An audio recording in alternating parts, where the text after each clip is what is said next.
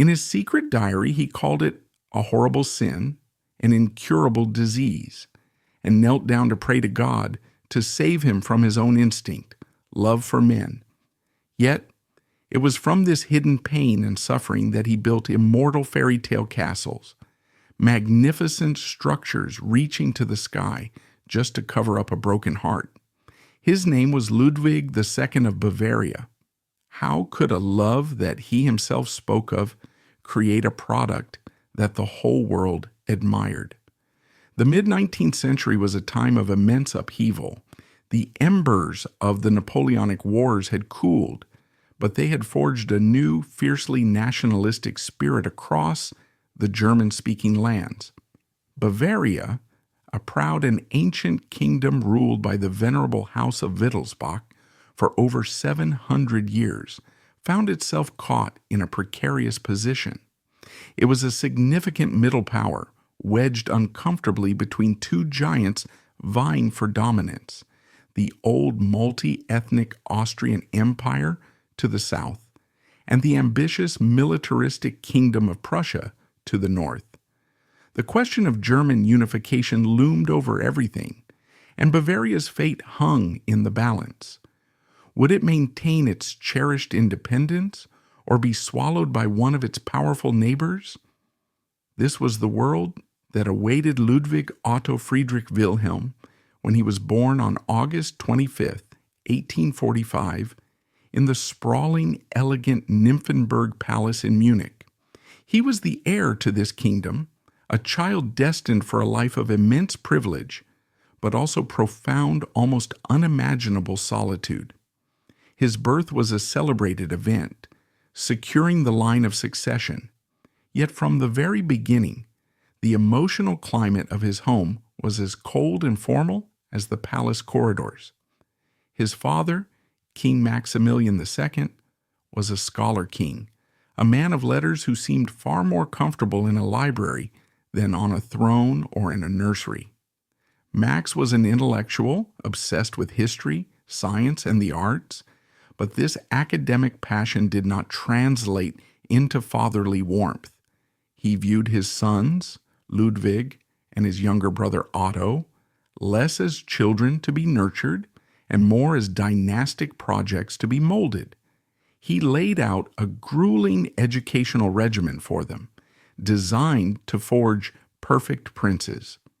There were endless lessons in French, history, and science alongside punishing physical training. He was a well-intentioned but emotionally absent father, and his attempts to force Ludwig into a into a political mold only pushed the boy further into his own inner world. Ludwig's mother, Queen Marie of Prussia, was no warmer. A Hohenzollern princess, she was known for her austere Protestant piety, a stark contrast to the exuberant Catholicism of Bavaria, and her love for the rugged outdoors. She was an avid mountaineer, often seen hiking through the Alps, a passion her elder son did not share. She was dutiful and proper, but utterly lacked a maternal touch.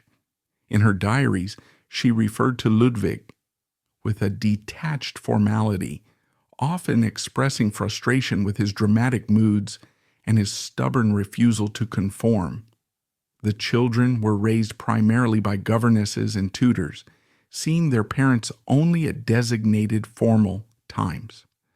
Affection was a foreign currency in the royal household. Duty, discipline, and etiquette were the coin of the realm. This emotional wasteland of a childhood was the fertile ground in which Ludwig's fantasies would take root. Deprived of genuine warmth and understanding, he began to seek it in the epic tales of legend and myth. The family's summer residence, Neuschwanstein Castle, became the crucible of his imagination. It wasn't an ancient medieval fortress, but a 19th century romantic reconstruction built by his father on the ruins of an old castle. But to young Ludwig, it was a real-life storybook. Every wall, every ceiling was covered in vibrant murals, depicting heroic scenes from German folklore and history. It was here that Ludwig first met the figures who would become his lifelong companions. Parsifal on his quest for the Holy Grail, the noble knight Tannhäuser, torn between sacred and profane love, and most importantly, Lohengrin, the mysterious swan knight. The story of Lohengrin in particular seized his imagination. Here was a hero of immense power and purity, a mystical figure who arrives in a boat drawn by a swan to rescue a damsel in distress. He is a savior from another, more perfect world, but his identity must remain a secret. When his bride Elsa breaks her vow and asks his name and origin, he is forced to leave her forever, returning to the ethereal realm of the Grail. For the lonely, misunderstood prince, this tale was more than a story.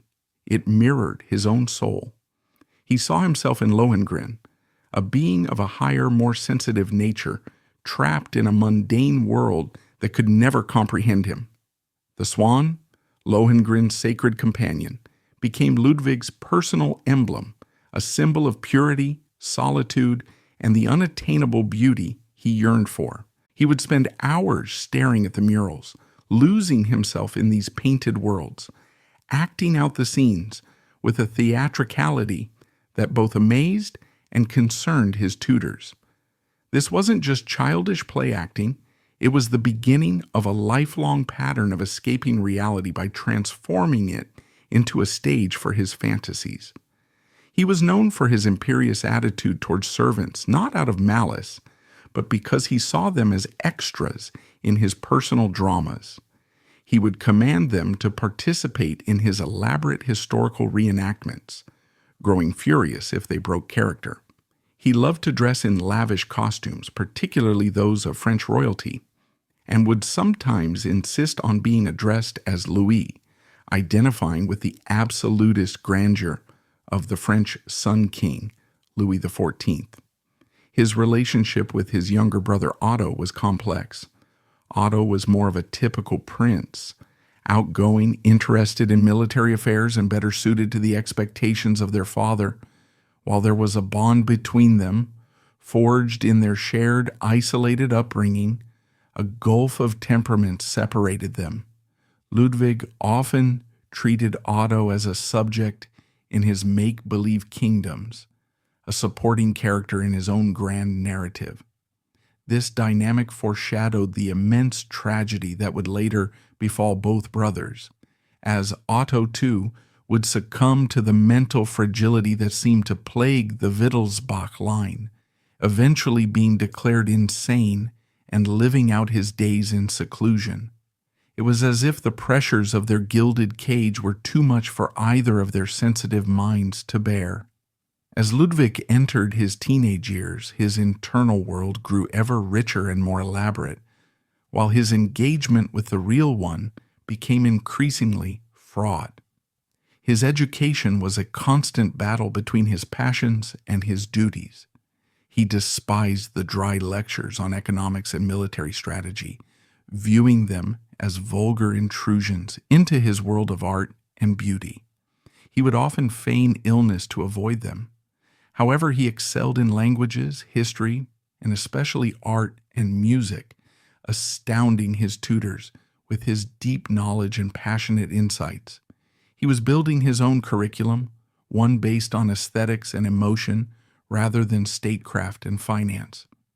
Then, at the age of 15, he experienced something that would change the course of his life forever. In February 1861, he attended a performance of Richard Wagner's opera, Lohengrin. It was a seismic event. To hear the music he had only dreamed of, to see the legend from the walls of his castle brought to life with such overwhelming emotional power, was a revelation. He was utterly transfixed.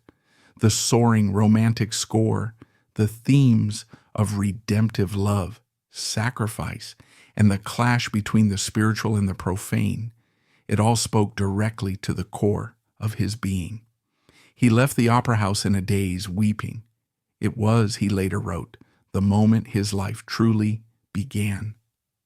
From that day forward, Richard Wagner, the controversial and exiled composer, became the central deity in Ludwig's personal pantheon.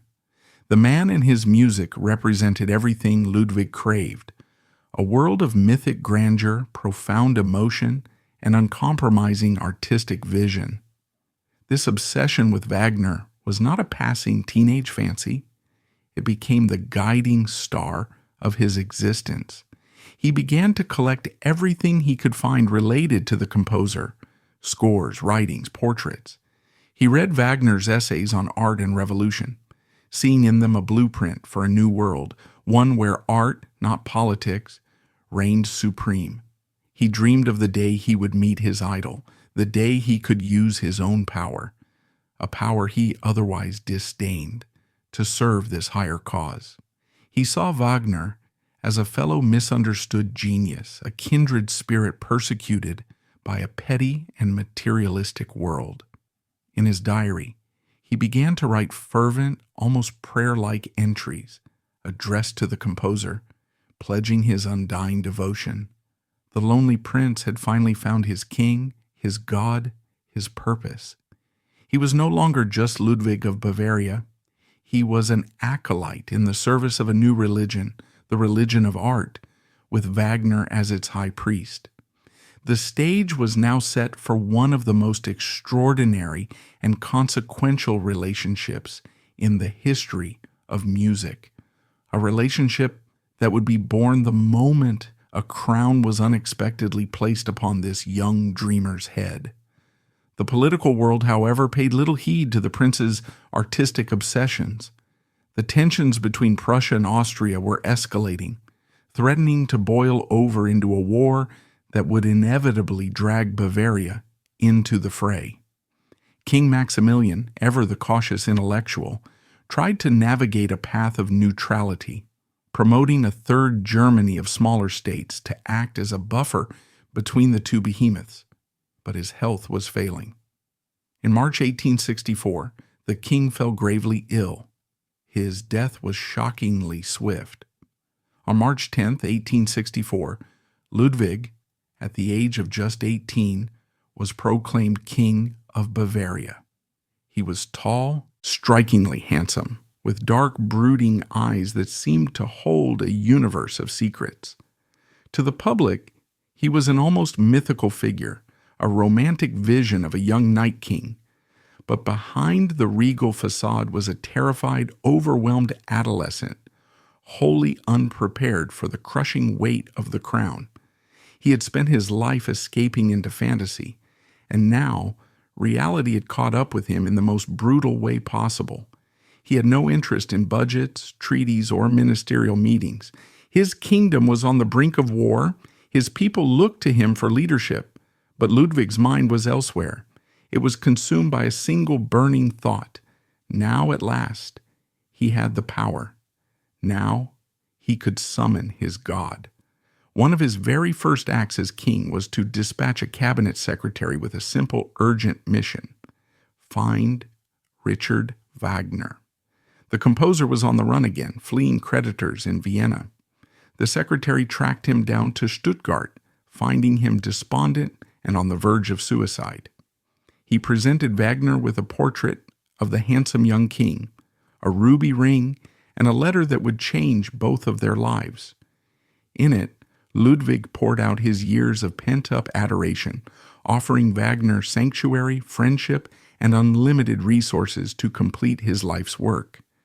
"Come to me," the letter implored, "and together we will build a temple to our art." For Wagner, it was a miracle, a deus ex machina of the highest order. For Ludwig, it was the fulfillment of his life's defining dream. The Swan King had ascended the throne, and his first royal decree was to call his Swan Knight home. The greatest, most passionate, and most destructive chapter of his life was about to begin. When Richard Wagner arrived in Munich in May of 1864, he was a man at the end of his rope, 51 years old, buried under a mountain of debt, and hounded across Europe by creditors. He was a political exile with a reputation for being as difficult as he was brilliant. He expected his meeting with the new King of Bavaria to be another fleeting encounter with a star-struck admirer, one that might yield a small purse, before he was forced to flee again. He could not have been more wrong. He was ushered into the presence of a monarch who did not treat him like a subject, but like a deity. Their first meeting was electric, a moment of profound recognition for Ludwig. Here, in the flesh, was the man who had composed the soundtrack to his soul. Ludwig, usually shy and awkward, was utterly transformed. He spoke with a passionate eloquence that stunned the composer, quoting long passages from Wagner's operas and essays, demonstrating a knowledge of his work that was perhaps deeper than anyone else's in the world. He didn't just admire Wagner's music, he understood it. He saw it as a sacred mission, a force that could redeem the world through art. For Ludwig, this wasn't a king meeting a musician, it was Parsifal meeting his spiritual guide. Wagner, the master manipulator, was completely disarmed. He wrote of this first encounter with awe. Alas, he is so handsome and so intelligent, so soulful and so wonderful, that I fear his life must melt away in this vulgar world like a fleeting dream of the gods.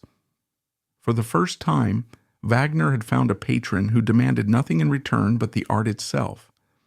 Ludwig didn't want a court composer to write celebratory trifles.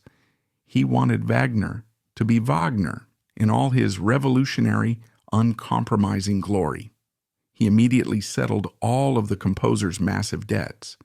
He installed him in the luxurious Pellet villa on the shores of Lake Starnberg, close to his own summer residence at Berg Castle. He provided him with a lavish stipend, silk dressing gowns, and anything else his sybaritic heart desired. After a lifetime of struggle, Wagner had found his paradise, and its gatekeeper was an 18-year-old king who worshipped him. The relationship that blossomed between them was one of the most intense and complex in cultural history. It was a fusion of father-son, master-disciple, and something far more profound and emotionally charged. For Ludwig, Wagner was the fulfillment of every longing.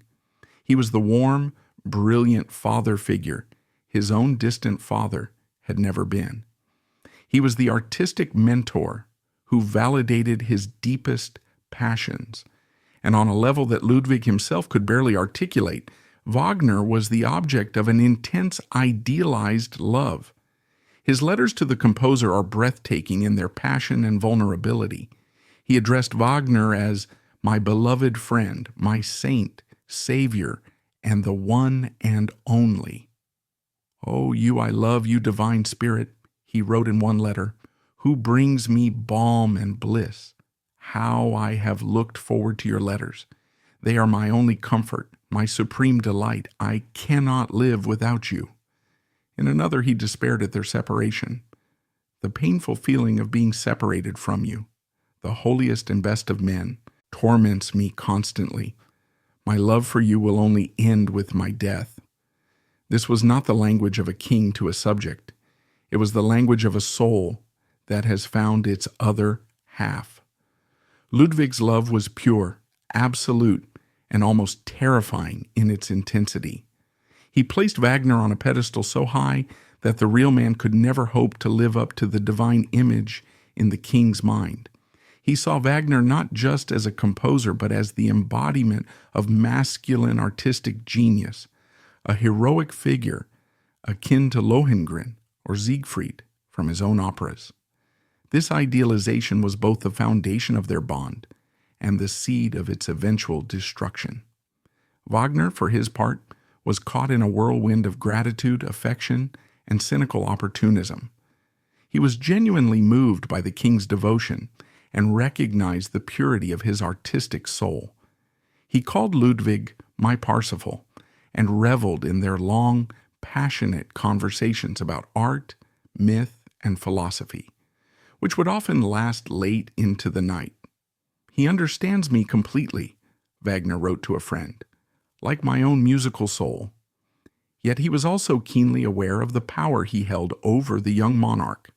He manipulated Ludwig's affections without shame, constantly requesting more money, not just for his artistic projects, but for his extravagant lifestyle. He meddled in politics, writing unsolicited essays on state reform, and trying to influence Ludwig's ministerial appointments, seeing himself as the king's prime minister in all but name. This growing influence did not go unnoticed. To the staid, conservative Bavarian government and the citizens of Munich, Richard Wagner was a menace. They saw him as a radical, an atheist, a spendthrift, and a dangerous foreign influence who had bewitched their young, inexperienced king.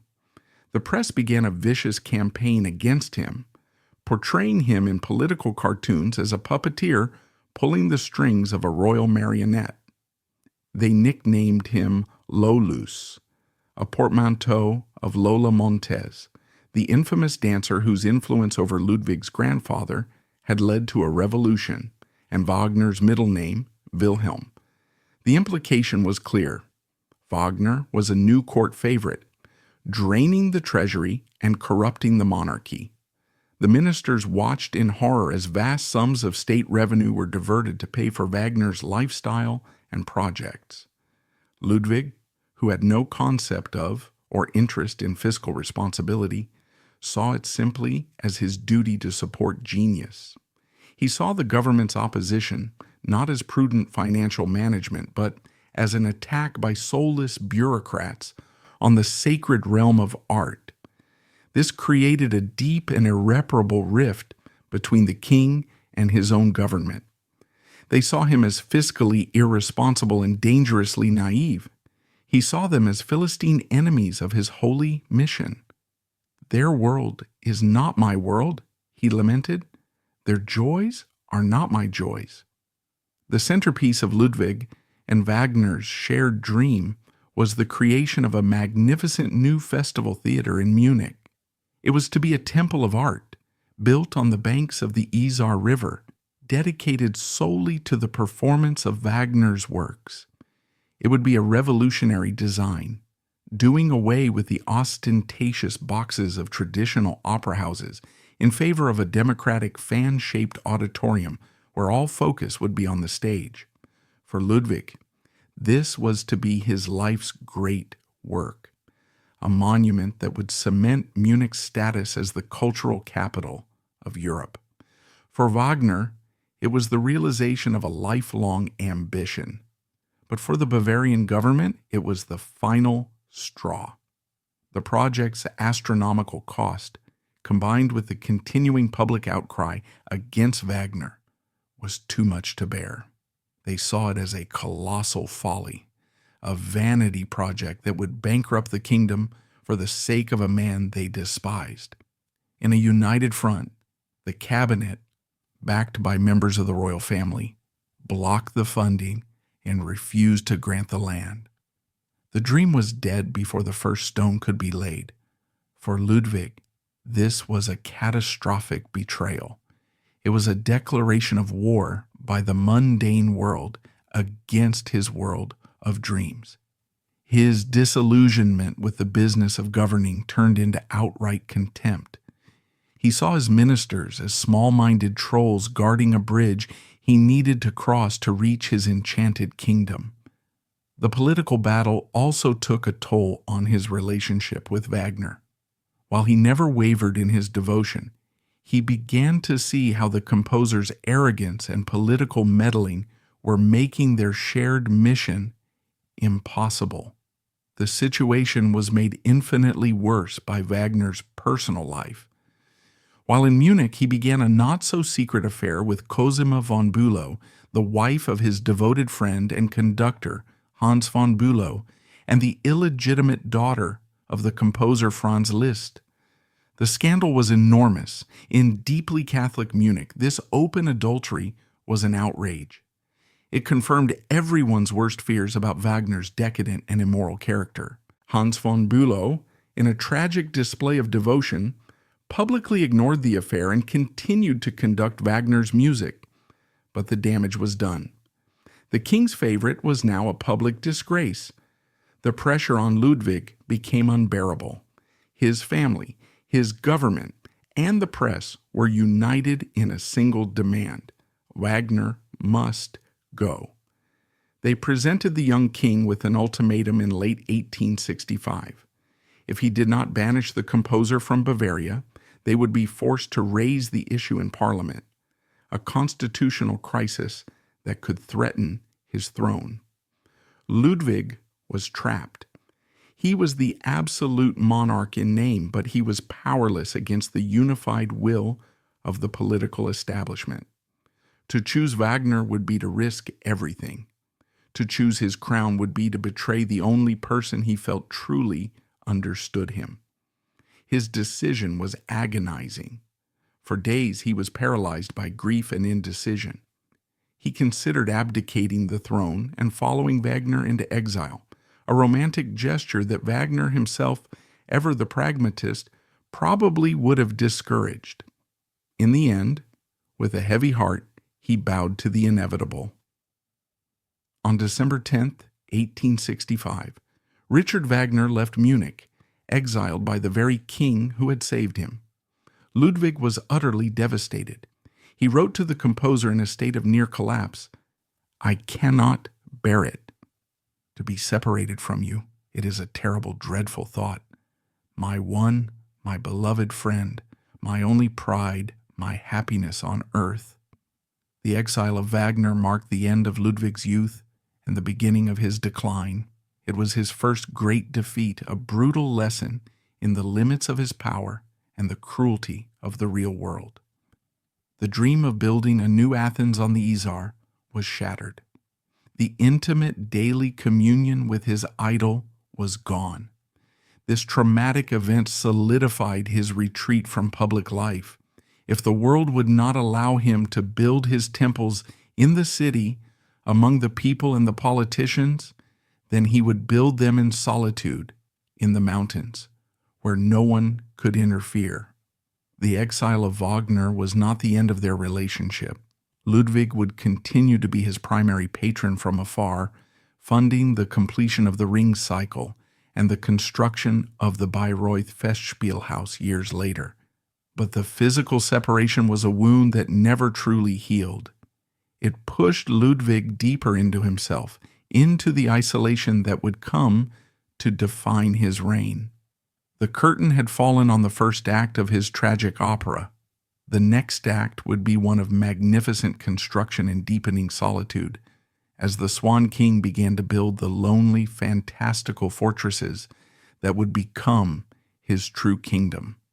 The vibrant, passionate world of artistic collaboration and intimate friendship that had been his lifeline was gone, replaced by the crushing silence of his royal duties and the gray, unyielding world of politics he so despised. The ministers who had forced his hand may have believed they had saved the kingdom from a ruinous influence, but in reality they had simply caged their king, locking him away with his own burgeoning obsessions. The joy had been drained from his reign, and in its place, a profound melancholic solitude began to take root. He was a king adrift, his one true North Star torn from the sky.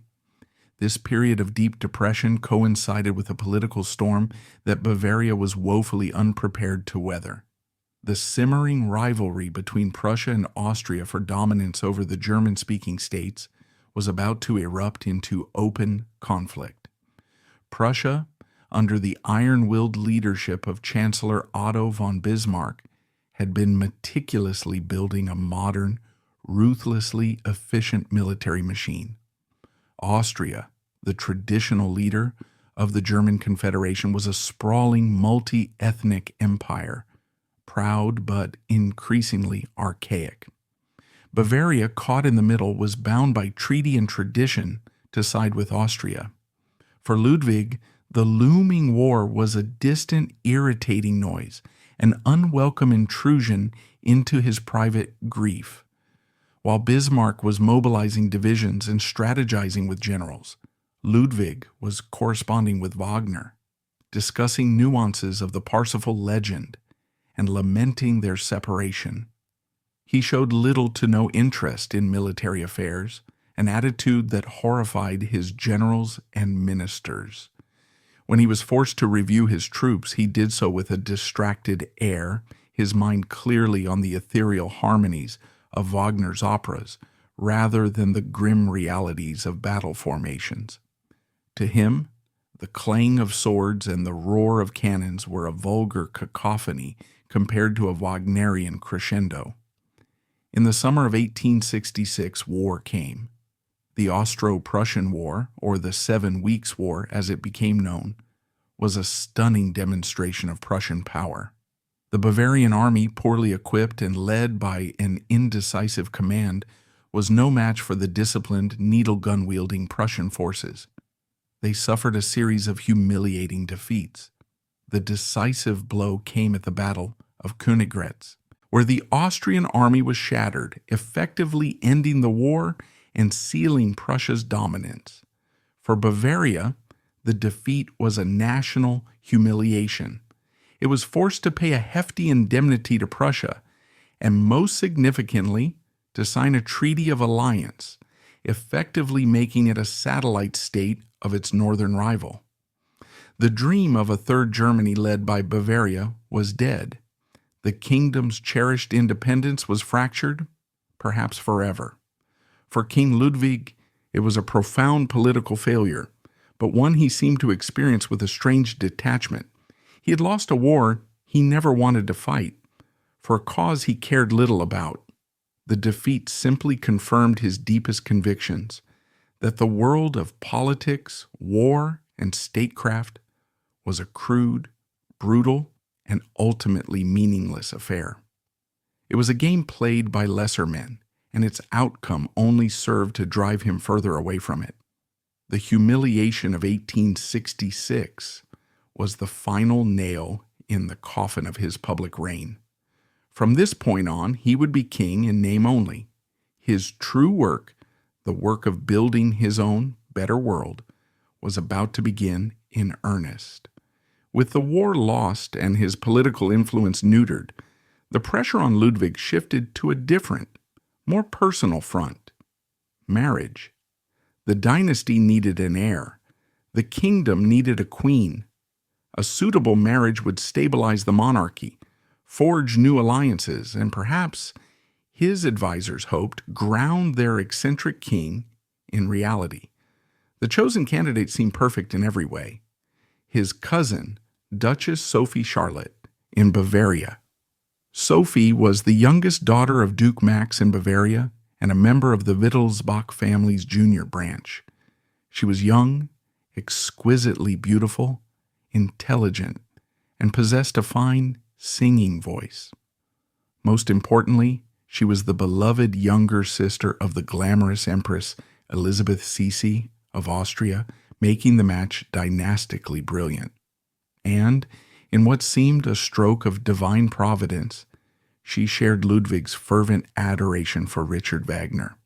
She was on paper the ideal partner, a woman who could seemingly bridge the gap between Ludwig's fantasy world and the demands of the real one. Their courtship began, as so many things in Ludwig's life did, as a kind of artistic performance. It was conducted largely through letters and shared attendance at operas. Ludwig, unable to engage in conventional romance, cast them both in a Wagnerian drama. He was Heinrich, a name associated with German kings of old, and she was Elsa, the pure, innocent heroine of Lohengrin. He sent her letters filled with passionate, poetic language, not about his feelings for her as a woman, but about their shared spiritual destiny as patrons of the master's art. Our principal bond is and always will be Richard Wagner, he wrote, a telling and ultimately tragic statement. He commissioned portraits of them together, sent her bouquets of white roses, and for a time seemed genuinely captivated by the idea of her. Sophie, for her part, was swept up in the romance. She was engaged to a king who was not only the most handsome monarch in Europe, but who also seemed to be a sensitive, artistic soulmate. In January 1867, their engagement was officially announced. The kingdom rejoiced. It seemed their reclusive king had finally found his queen, his connection to the world. But beneath the surface of this fairy tale romance, the foundations were already cracking. Ludwig was terrified.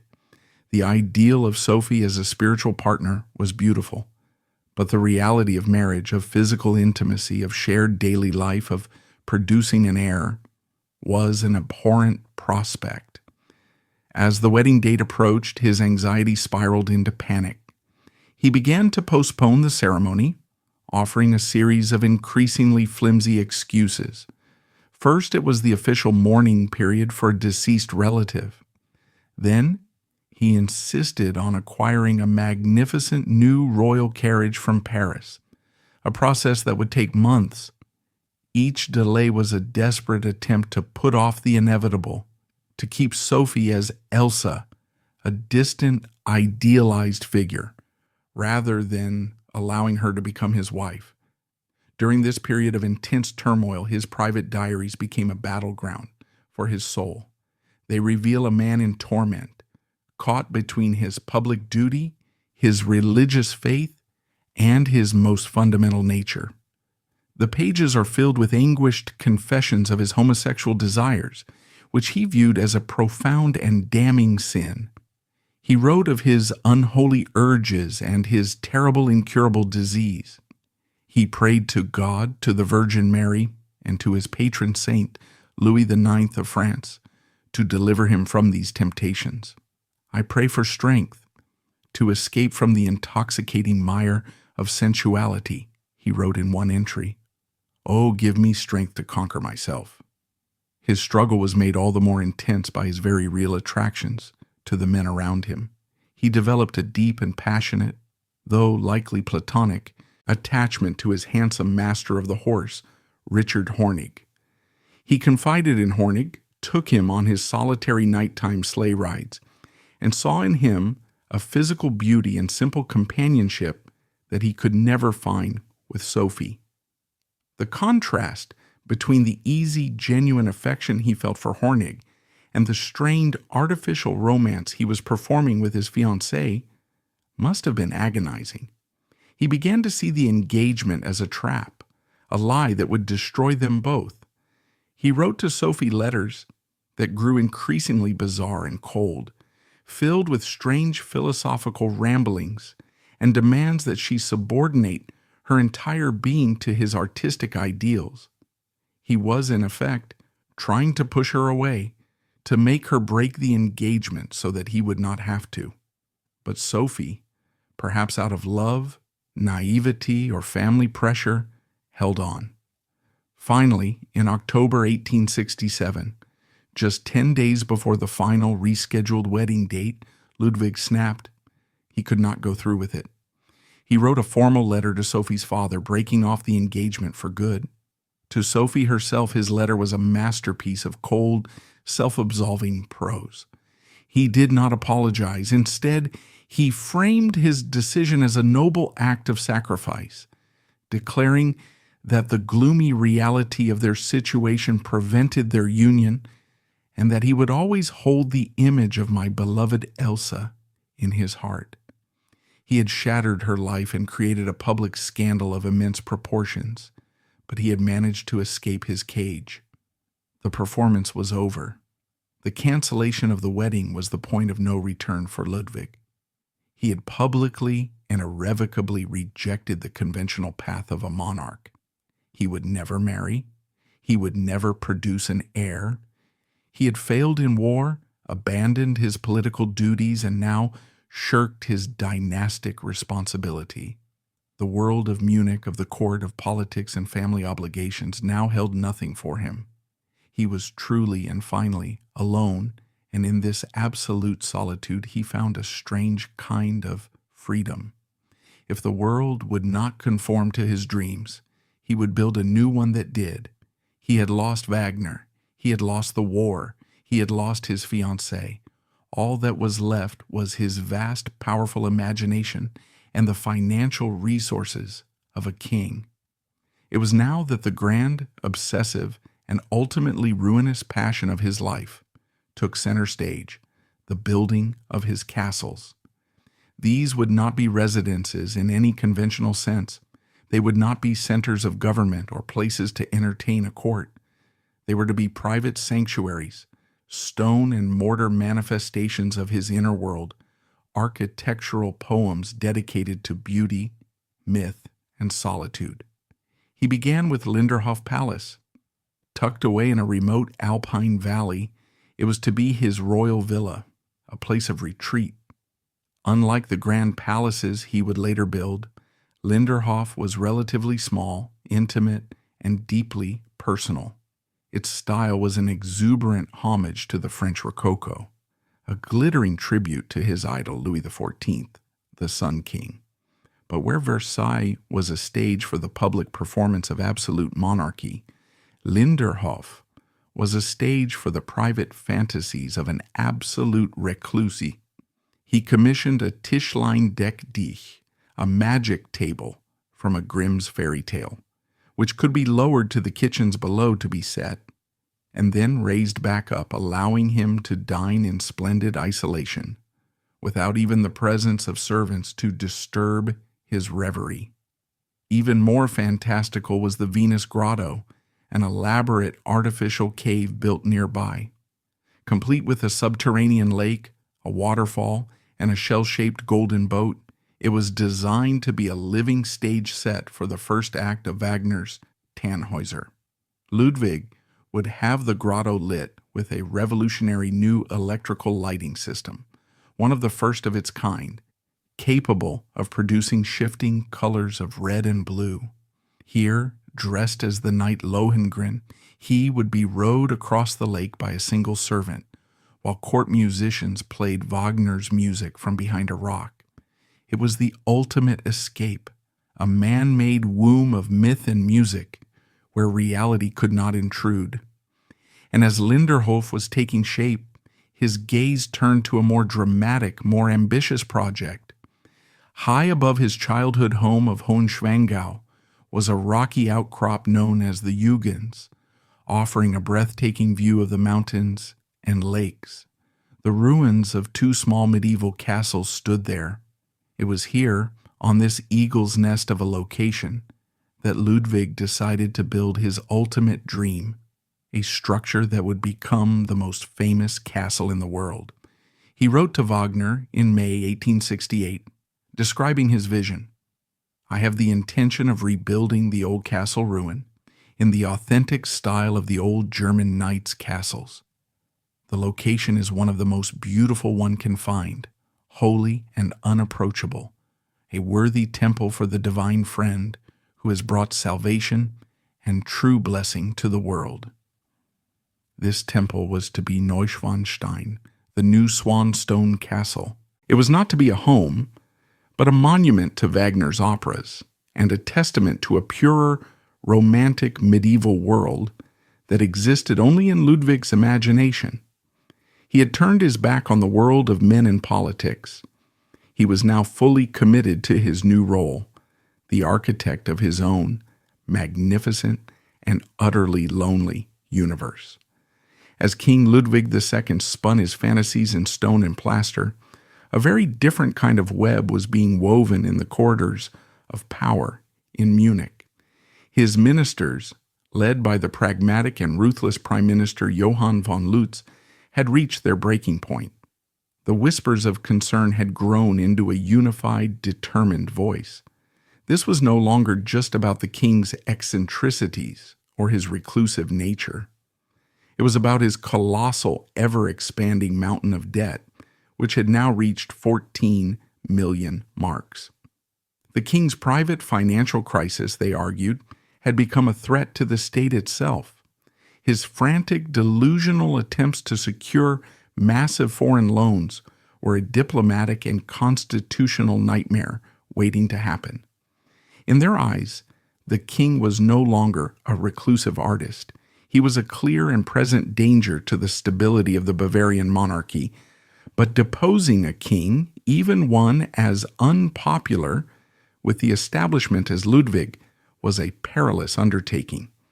The House of Wittelsbach had ruled for over 7 centuries, and the person of the king was considered sacred by many. They needed a justification, a legal and seemingly objective reason that would be unassailable. They found it in paragraph 58 of the Bavarian Constitution, which stated that if the king was prevented from ruling for more than a year due to a mental or physical ailment, a regency could be established. The key was proving the ailment, and so the conspiracy shifted from a political coup to a medical one. The man chosen to be the instrument of this plan was Dr. Bernhard von Guden, one of the most respected psychiatrists in Germany. He was the director of the Munich District Asylum, a pioneer in the field of clinical psychiatry, and a man of immense professional authority. Guden was a scientist, a man of facts and diagnoses, and he viewed Ludwig's behavior not through the lens of romanticism, but through the cold clinical framework of pathology. To him, the king's actions, the obsessive building, the inversion of day and night, the conversations with imaginary guests, the paranoid letters, were not quirks. They were textbook symptoms of a diseased mind. Lutz and the other conspirators commissioned Dr. von Guden to prepare an official medical opinion, a Gutachten, on the king's mental state.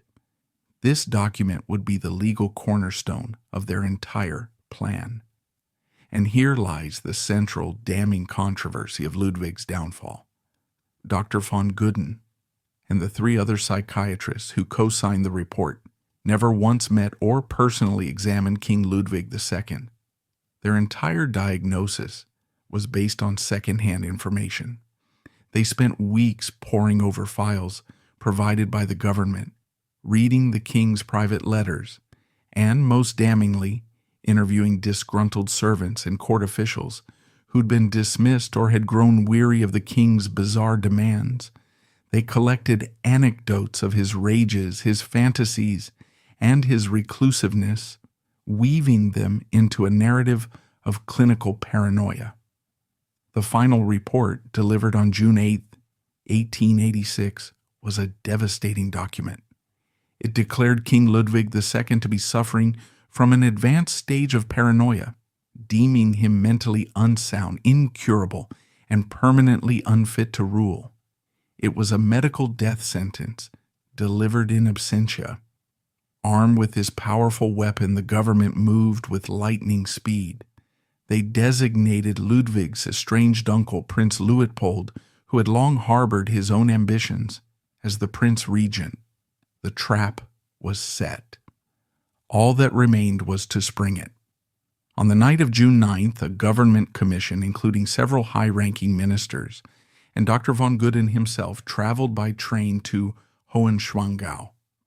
Their plan was to proceed to Neuschwanstein in the dead of night, surprise the king, inform him of his deposition, and escort him quietly to Berg Castle on Lake Starnberg, where he would be placed under psychiatric care. They expected the reclusive, supposedly insane king to be a passive, confused victim, easily overwhelmed. They had gravely misjudged their man. Ludwig was not insane, at least not in the way they imagined. He was isolated, but he was not uninformed. He had a network of loyal servants and informants, and word of the approaching traitors reached him just in time. When the commission arrived at the gates of Neuschwanstein around midnight, they found them locked and barred. The king was awake, alert, and incandescent with rage. This was not just a political maneuver, it was a profound personal betrayal, an invasion of his sacred private world.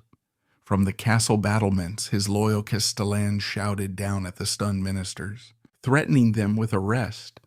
The local gendarmerie, loyal to their king, were summoned, and in a surreal turn of events, the would-be captors found themselves the captives, held under house arrest in the gatehouse for several hours. Ludwig, in this moment of crisis, was galvanized into action. For the first time in years, he engaged with the world, fighting for his crown with a desperate, lucid energy. He dictated a flurry of telegrams. One went to his fellow sovereign and distant admirer, Queen Victoria. Another, more fatefully, went to the Iron Chancellor of Germany, Otto von Bismarck. "My uncle Prince Luitpold is about to usurp the throne," he wired. "My ministers have betrayed me. I am being treated like a madman. I appeal to you for help." He also had a short notice printed and distributed in the nearby town of Füssen, which was then telegraphed to newspapers across Bavaria. "The Prince Luitpold intends to rise up against me. My people should be called to my side. The Bavarian people are called upon to remain loyal to their king." For a brief, flickering moment, it seemed he might prevail. The local peasants, who viewed their eccentric king with a mixture of awe and affection, were outraged. They rallied at the foot of the castle, shouting their loyalty and threatening the captured commissioners. Had Ludwig seized this moment, had he shown himself to his people, he might have sparked a popular uprising that could have saved him. But it was not in his nature. The habit of a lifetime of seclusion was too strong to break. After that brief flurry of activity, he retreated back into the shadows of his castle, waiting for a savior like Bismarck, who would never come. Bismarck's reply was cold and pragmatic. He advised Ludwig to go to Munich immediately and show himself to the people, but he offered no concrete help. It was a private Bavarian matter, and Prussia would not interfere. The king's resistance, fierce but fleeting, had failed. The government in Munich, embarrassed and enraged by the initial fiasco, sent a second, more powerful delegation backed by state police. In the early hours of June 12th, they surrounded the castle. Ludwig's few loyal servants could not hold them off. The king knew the end had come. His final hours in his dream castle were a scene of heart-wrenching tragedy. He paced the magnificent Singers' Hall, the room he had built for Wagner's art, now the stage for his own capture. He bid a tearful farewell to his loyal staff. He was, by all accounts, calm, dignified, and utterly broken. When the commission finally entered his rooms, he met them with a quiet, regal resignation. "What do you want of me?" he asked simply. The fairy tale was over. The journey from Neuschwanstein to Berg Castle was a procession of humiliation. He was a prisoner, escorted by his doctors and keepers. The dramatic alpine landscape that had been the backdrop for his fantasy life now seemed to mock him as he was driven away from it forever. Berg Castle, a modest royal residence on the shore of Lake Starnberg, was to be his gilded prison. The windows were to be barred, the locks changed. He was now officially patient number 1, under the absolute control of Dr. von Gudden. The doctor was confident, perhaps even arrogant, in his methods. He believed that a strict, controlled routine, free from the stimulants of art and fantasy, would calm the king's agitated mind. He confiscated Ludwig's books, forbade him from receiving visitors or writing letters, and outlined a rigid daily schedule. Ludwig, surprisingly, seemed to acquiesce. He was polite, lucid, and compliant, a fact that seemed to unnerve his keepers more than any mad raving would have. His calmness was a quiet refutation of their diagnosis. On Sunday, June 13th, just one day after his arrival at Berg, the weather was foul, with rain and a cold wind whipping across the lake. Ludwig had spent the day quietly, speaking with the doctors and staff. In the late afternoon, Dr. von Gudden made a fateful decision. He announced that he would take the king for a walk along the lake shore as part of his therapeutic regimen. It would be just the two of them. He dismissed the 2 male nurses who were supposed to accompany the king at all times, instructing them to stay behind. It was a staggering breach of his own protocol, a decision born of overconfidence. Gudin believed he had his patient under control. He told the nurses they need not follow, and that he and the king would be back by 8 p.m. As the two men set off into the gray, drizzly evening, a guard watched them walk down the path toward the lake and disappear into the dense parkland that lined the shore. The king was a tall, imposing figure, even in his diminished state. The doctor was shorter, stockier. They walked out of sight, their footsteps fading into the sound of the rain and the wind. The clock in the castle tower ticked past 7. Then it ticked past 8. The sky grew dark. The rain intensified. There was no sign of the king or his doctor. A sense of unease rippled through the castle staff. The search began tentatively at first, then with growing panic. Men with lanterns fanned out into the rain-soaked park, their lights dancing erratically in the darkness, their shouts swallowed by the storm. For hours they found nothing.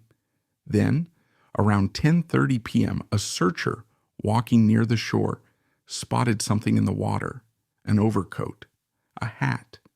Then another man's hat and coat lay on the bank. At 11:30 p.m., in the shallow reed-choked water no more than waist-deep, the search party made their horrifying discovery. First, the body of Dr. von Gudin, his face contorted, signs of scratches and bruises suggesting a violent struggle.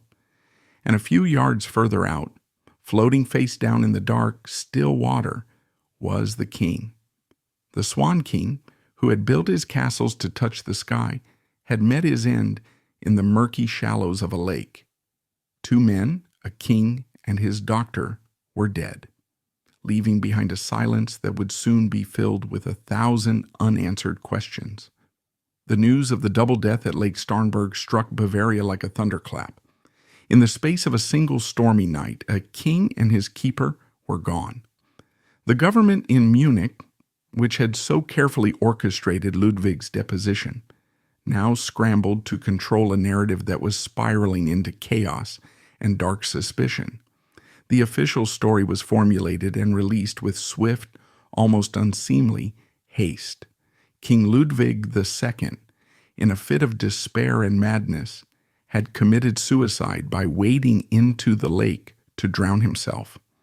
The heroic Dr. von Gudin, in a valiant attempt to save his royal patient, had been attacked and drowned by the much larger, stronger king in the ensuing struggle.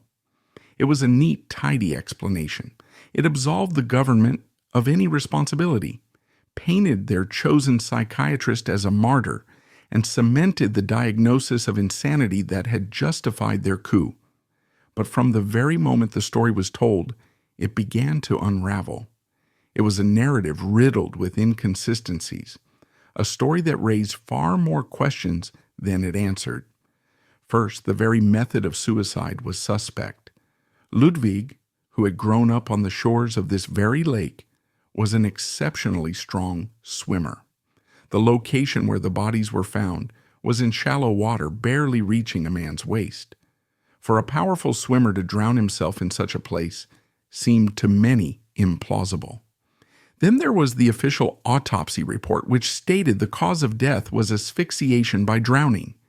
Yet persistent and credible rumors, including accounts attributed to Ludwig's personal physician who saw the body, claimed that no water was found in the king's lungs.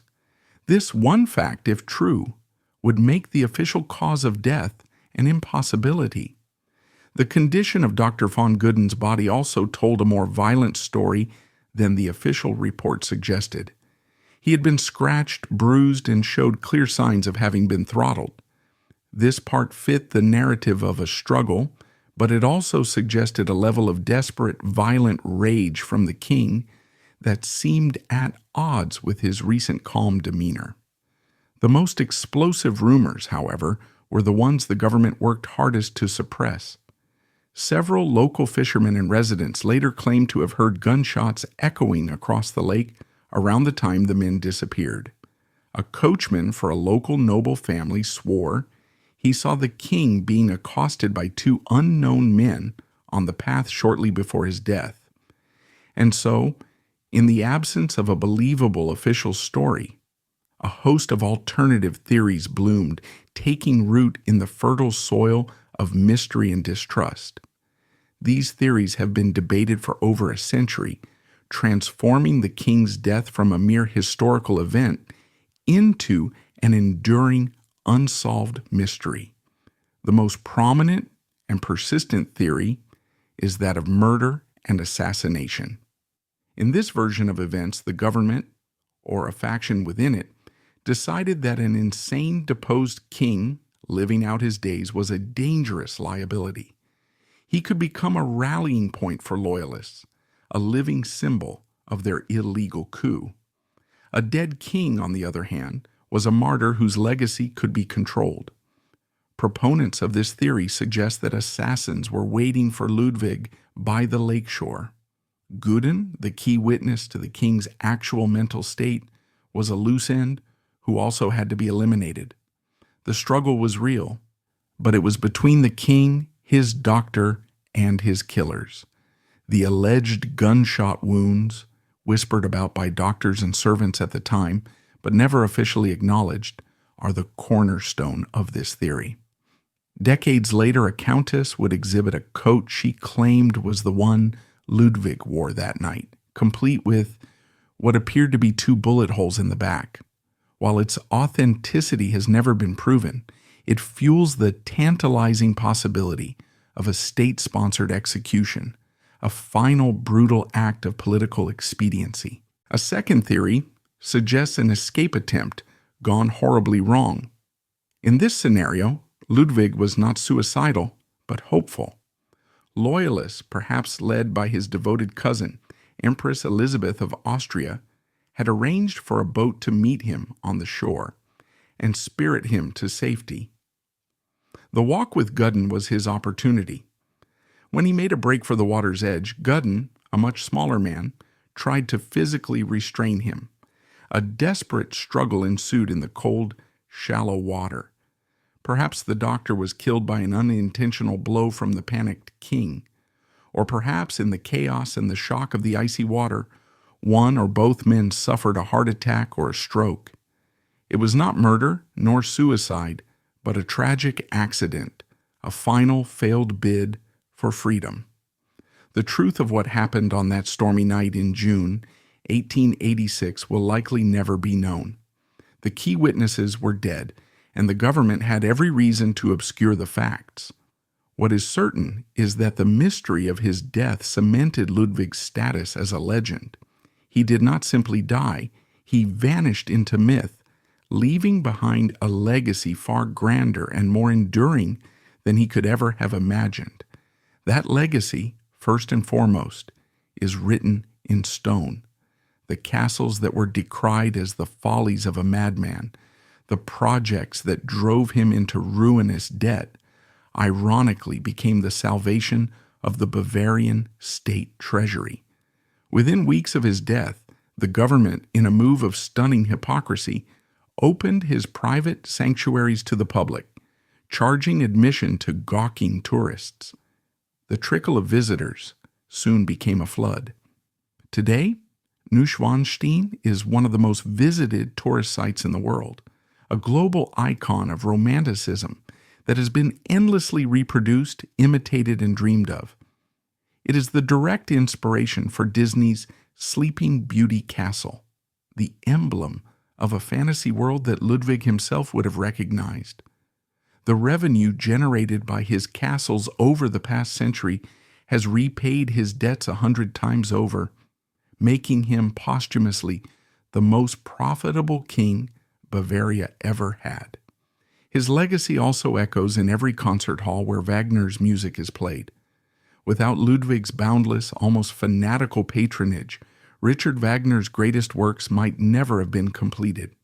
It was Ludwig's money that allowed the composer to finish the monumental Ring cycle.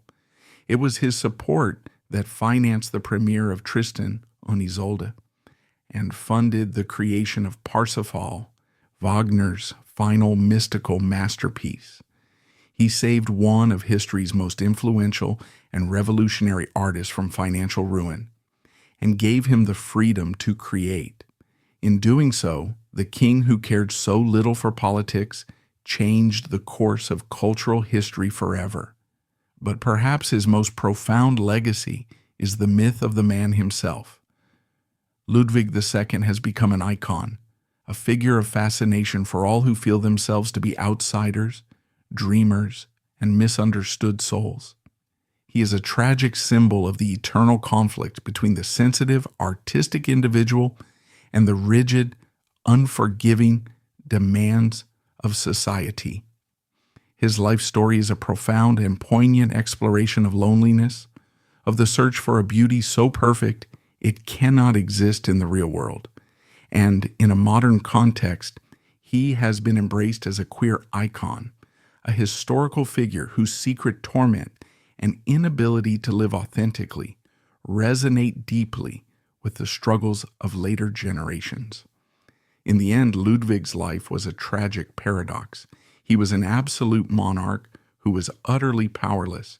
He built magnificent stages for a life he could never live, and grand halls for guests who would never arrive. He yearned for intimate connection, but was trapped in an impenetrable fortress of solitude, a prison built from the twin stones of his royal birth and his own unique, fragile nature. He failed as a conventional king in almost every respect, yet he succeeded in creating a legacy of beauty and mystery that has far outlasted the petty politics that destroyed him. He once wrote, "I want to remain an eternal enigma to myself and others." In this, his final and most fervent wish, he succeeded completely. The Swan King, the lonely monarch who built castles for men and who loved in silence, ultimately transformed the profound tragedy of his life into a timeless, haunting, and beautiful myth.